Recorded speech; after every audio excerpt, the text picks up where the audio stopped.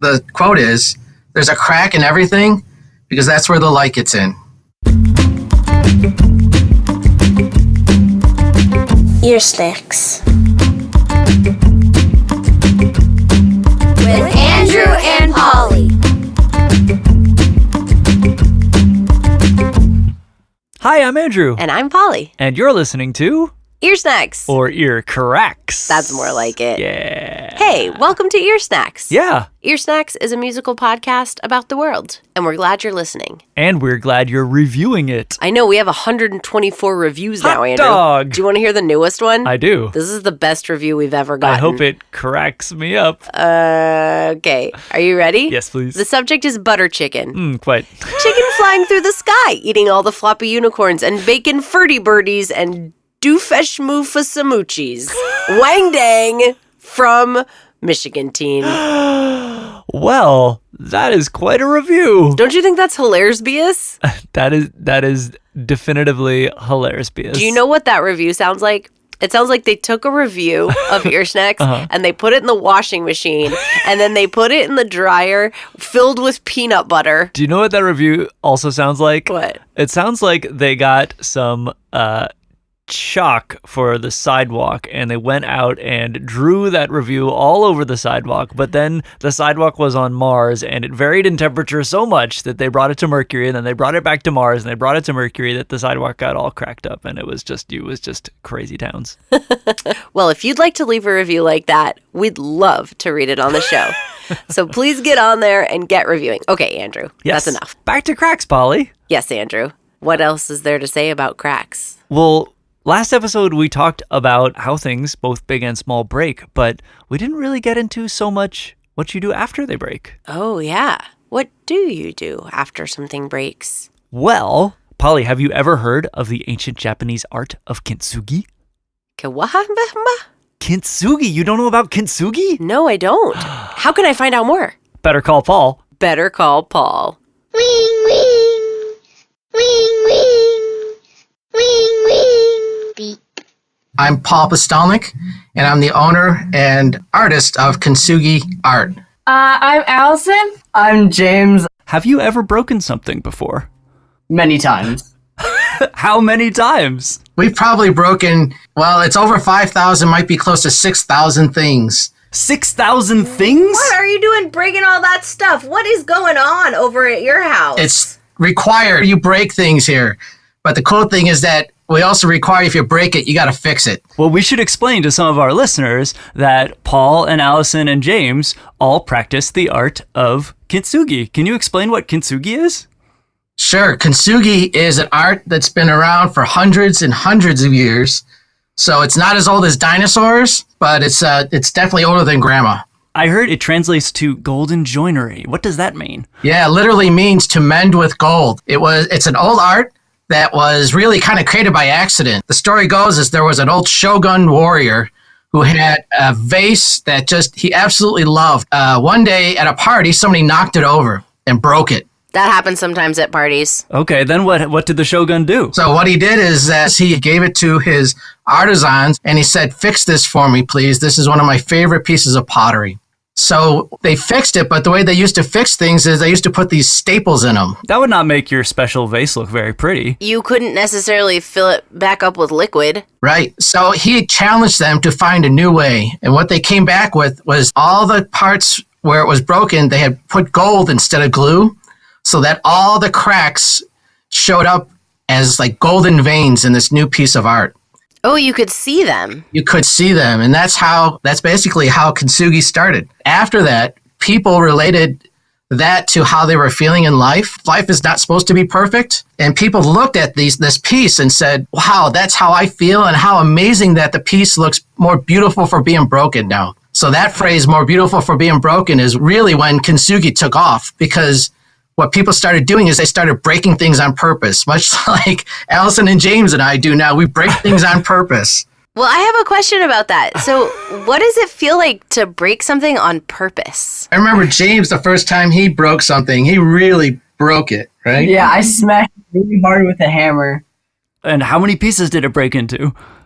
Yeah, hundreds of probably pieces. hundreds. Yeah. So we had to learn how to break things carefully. Tell me about that. We tried all different ways of breaking stuff. We would put it in, Allison's over here laughing because she remembers we put things in like bags and dropped them. I think James even took one and said, Dad, can I see what happens if I throw this against the wall? I'm like, yeah, let's see what happens when you throw it against the wall. We realized that, you could take a hammer and you can kind of tap it on one side and then tap it on the other side. And you kind of create these little, it's like, you're like stressing it out a little bit. We keep tapping them until they break and they don't shatter. They just break into pieces that we can manage.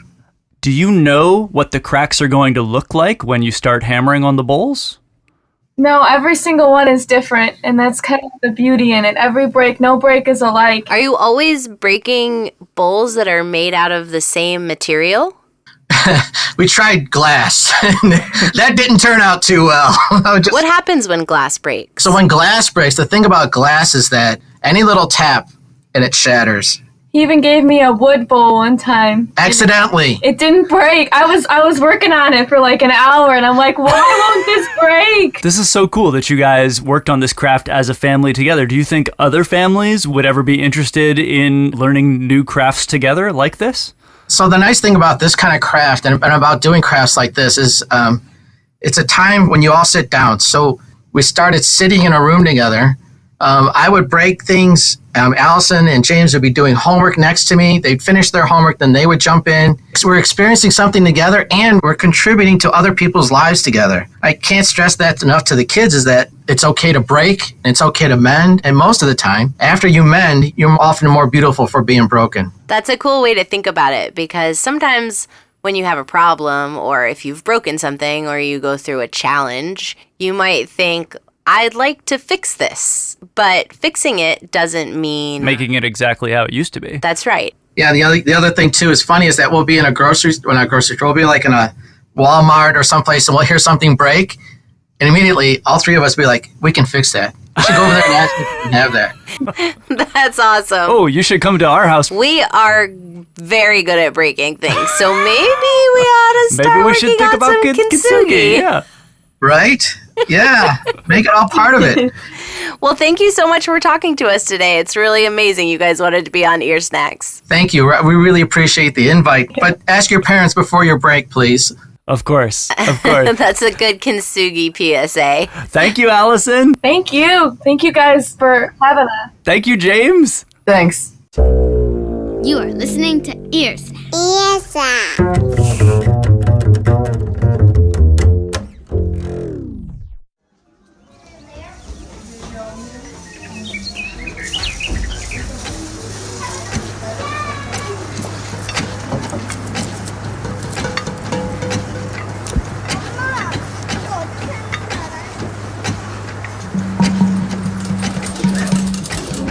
Whoa, Andrew, where are we? We are in Noah's Ark, Polly. Like a boat? No, Polly. Noah's Ark at the Skirball Cultural Center. Let's talk to my friend Nina about it. I'm Nina Silver, and I'm the head of Noah's Ark and Family Programs at the Skirball Cultural Center. What is Noah's Ark at the Skirball? Noah's Ark is an incredible place where families can come and they can explore the 3 chapters of the Noah's Ark flood story. There are 3 chapters? There are. When you come in, you are going to see and hear a storm. You're going to hear, can you do this with me? You're going to hear the sound of the rain. Our fingertips on the table. Our fingertips. And you're going to hear the wind blowing. Can you make the wind blow with me? You might hear a coyote howling. That is our storm chapter. And we help the animals get onto the Ark 2 by 2. And then we get to explore being on the Ark too. The Ark is a great big boat where all of the animals go to stay safe from the storm. And while we're on the Ark, we get to work together to help each other make it through this really difficult time. And there are storms in real life, like when the rain comes and the wind really blows, but there are also stormy times in people's lives. Like, I don't know, did you ever meet somebody who maybe fell down and hurt themselves? Yes, our friend Everett talks about falling off a play structure and breaking his arm. Oh my gosh. Well, in this chapter, when we're on board the Ark, we find ways where we can really help each other when we're going through these difficult times. I can think of a couple ways people help each other in the Ark part of Noah's Ark. Yeah? Yeah, well, one of our favorite places. First of all, it's fun to cook the food Yes. That's right. and gather the That's food helpful. and make soup. Yes. Yes, that's Soup one of is the, always helpful. Yeah, and then what's the other fun thing to do to help out? Well, you may need to pick up gorilla poop. Any kind of poop. There's a number of different kinds Lots of of different kinds of poop. scat. That's right, because after you feed someone soup, they might have to poop. And then the very last chapter is the rainbow chapter. And the rainbow is a symbol of second chances and of hope for a better future. We made it through the storm together, and now we can talk about how can we help build a better world. Nina, you've talked about storms, and you've talked about arcs, and you've talked about rainbows. That's true. But when I was walking into Noah's Ark, I noticed some spatulas hanging about the ceiling. I noticed, I think, a fly swatter. I think I noticed some egg beaters. What does that have to do with flood stories? Okay, well, I remember it was Dye November, and you guys were talking about word puzzles. And I'm a huge fan of word puzzles. You like word puzzles? Yes, so I have a word puzzle for you. Okay. It's a big word. Okay. This word is respect. Oh. So if we break down the word respect, it's got two parts to it. The first part is like when you redo something. Yeah. So what do you think could mean? Well, when you redo something, you do it again. That's right, again. And spect, if I'm wearing spectacles, like I happen to wear glasses, and they're also called spectacles. Oh, me too. Do you wear spectacles? Yeah, I do. Or inspect. When you inspect something, you take a close look at it. That's right. So if you really think about that word, to respect somebody or respect something, it means to look again. So again, and look, spect.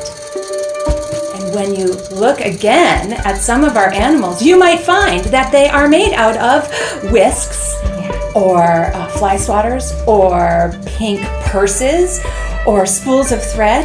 All of the animals are made out of repurposed materials or recycled materials.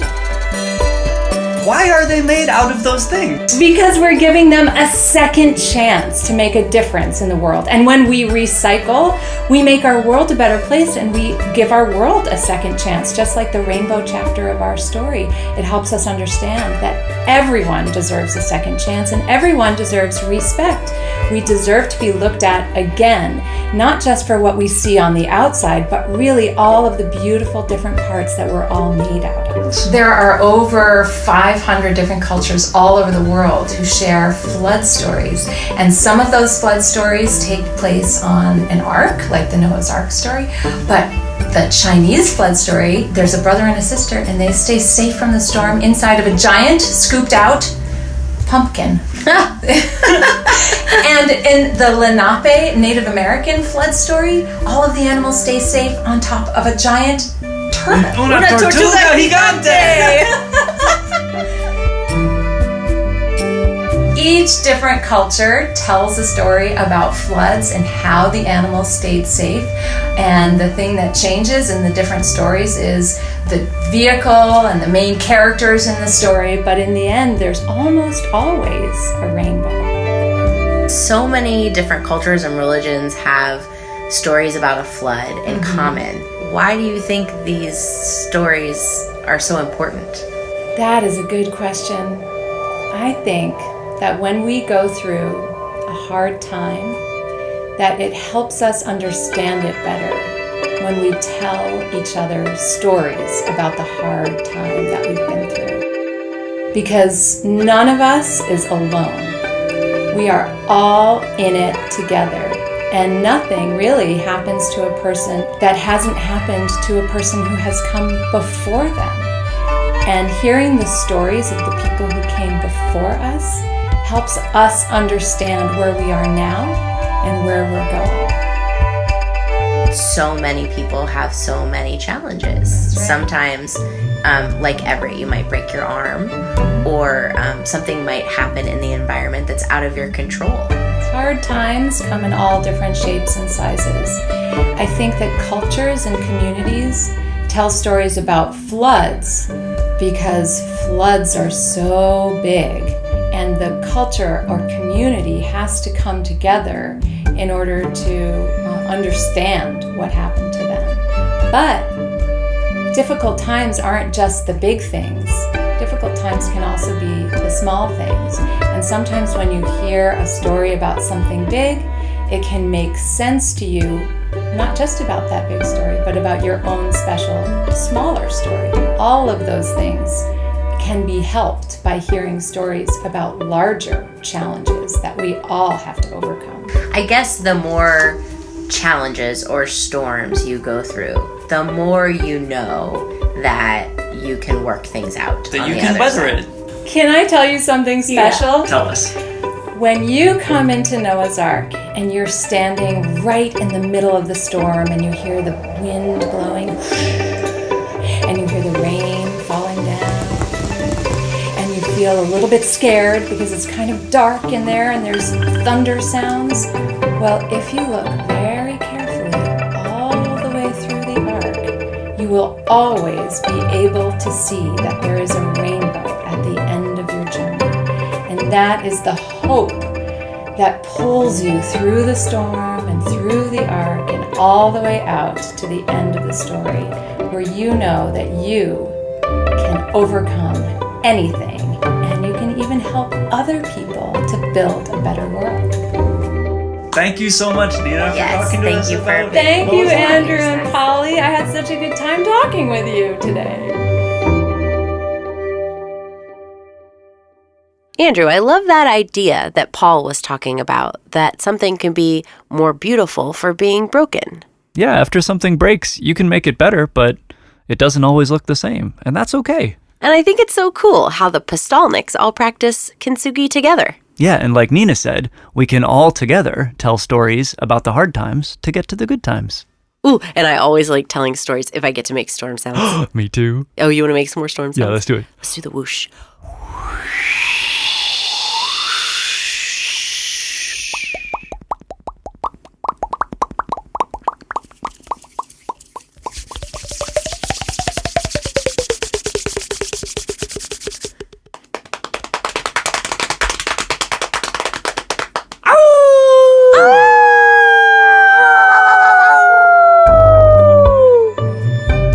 And that's our show. Thanks to Paul, Allison, and James Pustelnik for talking to us about kintsugi and the way they break things and make them more beautiful for being broken.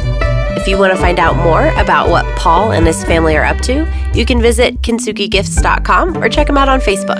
Thanks also to Nina Silver and the Skirball Cultural Center for talking to us about Noah's Ark and letting us record some cool sounds in there. If you're ever near Los Angeles, you ought to go. Noah's Ark is a super fun place to play. And think and be. And all are welcome there. Visit skirball.org to find out more. If you want to be on Ear Snacks, get a grown-up to go to a computer and type in earsnacks.org. That's where you tell us if you want to be on the show. Yeah, don't go to earcracks.org. I don't know what that is. I've never been there. I can't say anything about that place. Don't go to that place. Don't step on a crack or you'll have a friend named Jack. I want a friend named Jack. Oh, then maybe you should step on a crack. I'll step on a lot of cracks. Then do I get a lot of Jack friends? Don't step on a crack or you'll have to stop and quack. See, now I also love quacking, so I'm going to have a million friends named Jack and I'm going to be quacking all day long. You'll step on nothing but cracks. You said butt cracks. Sorry, Julia.